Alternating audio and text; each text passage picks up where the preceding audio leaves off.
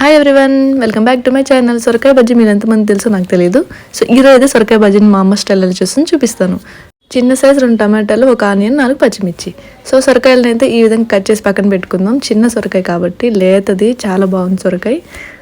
So పచ్చిమిర్చి వేసుకుందాం, టమాటాలు, ఆనియన్స్, కొంచెం సరిపడా పసుపు, కొంచెం కారం, కొంచెం ఉప్పు, వాటర్ కూడా కొంచెం యాడ్ చేసుకుందాం.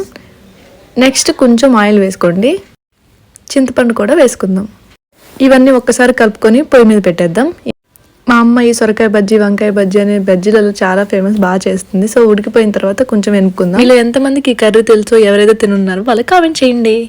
ఎనుపుకున్న తర్వాత తాలింపు పెట్టుకుందాం. ఇప్పుడు వేరే ప్యాన్ పెట్టుకొని కొంచెం ఆయిల్ వేసి తాలింపు గింజలు, కొంచెం వెల్లుల్లి 4-5, ఒక ఎండుమిర్చి వేసుకొని అవి కొంచెం చిట్టుపట్లాడాక కరివేపాకు కూడా వేసుకొని ముందుగా ఎనిపి పెట్టుకున్నాం కదా, ఆ కర్రీని అయితే వేసేసుకుందాం. ఇది చాలా బాగుంటుంది, టేస్ట్ కూడా మా అమ్మ చాలా బాగా చేస్తుంది. మీరు కూడా ట్రై చేయండి.